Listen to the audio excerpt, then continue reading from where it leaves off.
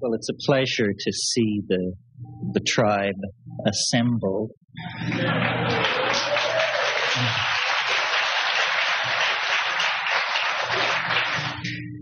You know, when we look at our own psychedelic experience, it seems so personally huge that it's very hard to place it in a context of hundreds of thousands of such experiences. But when we do that, when we look at the medical research that was carried on until it was suppressed some 20 years ago, the feeling that you come away with is psychedelics dissolve boundaries. This is what they do. They dissolve boundaries at every level. They dissolve boundaries between the conscious mind and the unconscious mind, between men and women, between various societies and points of view. And at one time, I was willing to let it rest at that, to imagine, well, these things are boundary dissolving, structure dissolving compounds, and this is what gives them their enormous import, because they lead us outside of the theater of language and into the real world that we suppressed in the process of becoming acculturated to our own culture. But now I've thought more deeply about this, and I think we can say more about this phenomenon of boundary dissolution, because the most profound boundary that any of us experience is the boundary between ego and world. We are in the world, but we are the ego. This is the cultural myth in which we live, and this is the cultural myth that is completely dissolved, exploded, and blown away by the psychedelic experience. It is not a cliche to say that it is an experience of oneness, because the world we are living in is unifying itself at a prodigious rate. And this is not the will of institutions. Andy made reference to what a con this drug war is, because it's making so much money for so many people. The chief function of institutions appears to be to retard progress and to keep their criminal enterprises bubbling merrily along on the side. Meanwhile, the rest of us, the masses of people struggling to come to terms with the end of history, can see, can feel that what we need is a sense of unity, not an idea of unity, not an ideology of unity, because if there ever was an ideology of unity, it was communism, and the pieces are still falling from the explosion of that system of thought. We need a feeling of unity. Feeling is primary.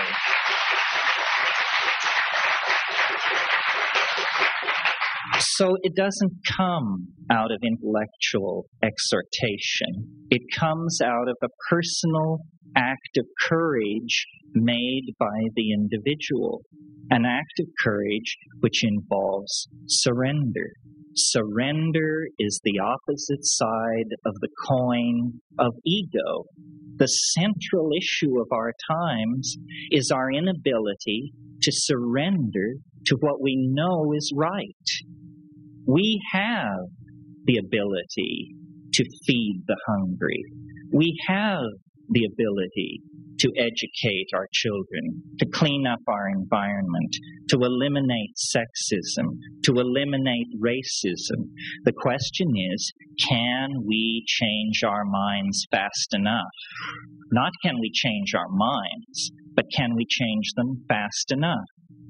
The momentum of the institutions that were created out of the collapse of medieval society has become so great, the momentum toward a lethal conclusion, that if we don't act quickly to pull ourselves out of this power dive, eventually the political will, the resources, even the infrastructure will not be there to support this kind of a reorienting of our thinking.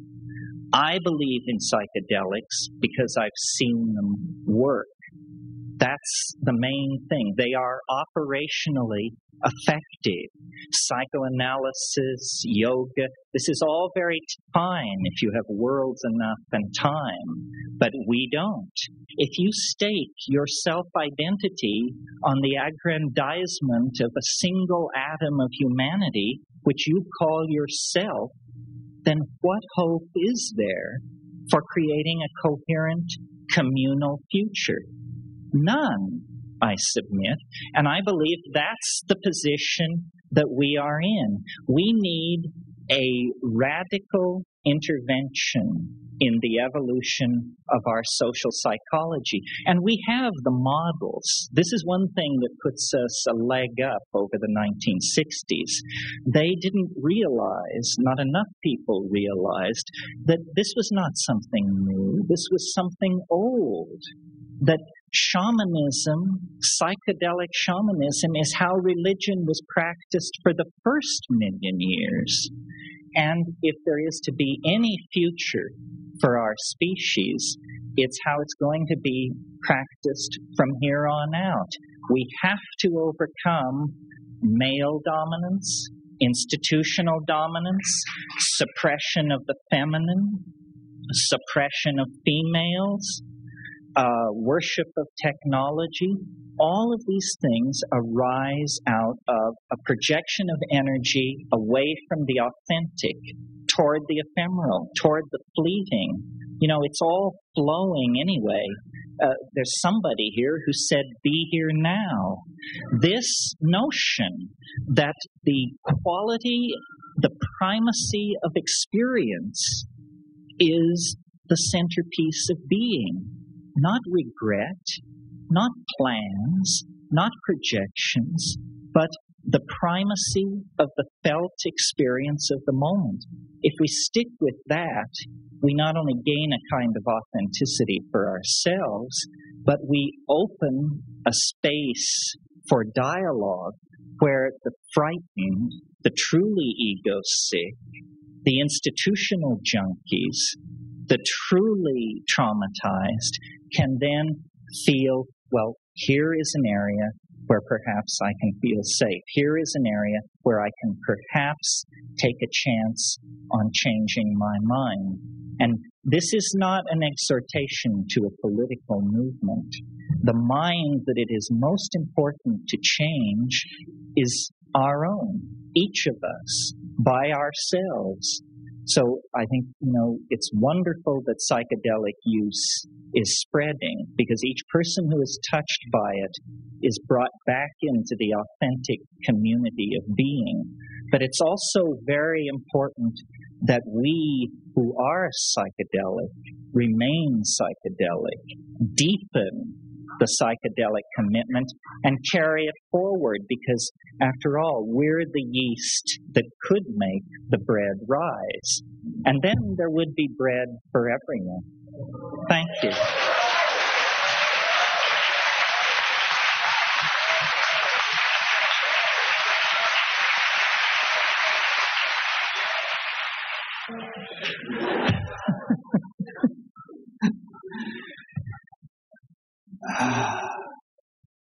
Well, I was surprised to hear McLuhan invoked so many times today, and I will do it again. McLuhan had an idea of what he called the global village, and the global village is coming to be. This is what the crisis that is being presented to us as a crisis in communism is.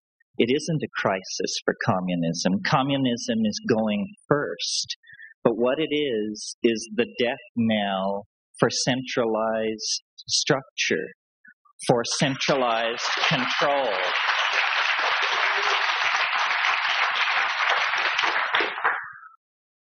If you think what we've been through in the past year is something, wait till you see what's on the agenda. And I don't mean great CNN feed from Moscow as the Soviet Union turns into 15 independent republics. I mean what's going to happen here. What's happening is, as Yeats said in his poem, the center does not hold. Mere anarchy is loosed upon the world. But as fans of chaos, we should know that this mere anarchy is the incarnation of our goddess Discordia, who is going to pull down the honky structure that is oppressing everybody.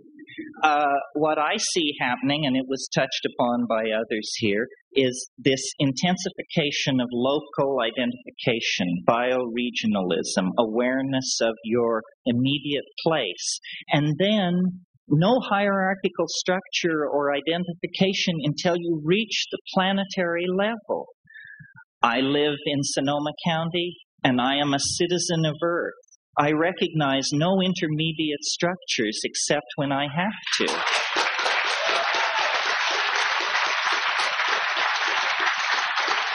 So I agree with Tim. I cheer on the people who present the protocols and plead their cases before these gray-faced medical boards. But in my opinion, you just circumvent all that. You go around it. It's irrelevant. History has these dominator types by the balls, and it's not going to let up. You know, history is a psychedelic experience. It's the collective unfolding of the dream of our species in space and time. And we are at the apex. This is the peak. This is the second hour of the trip. We're going over the top.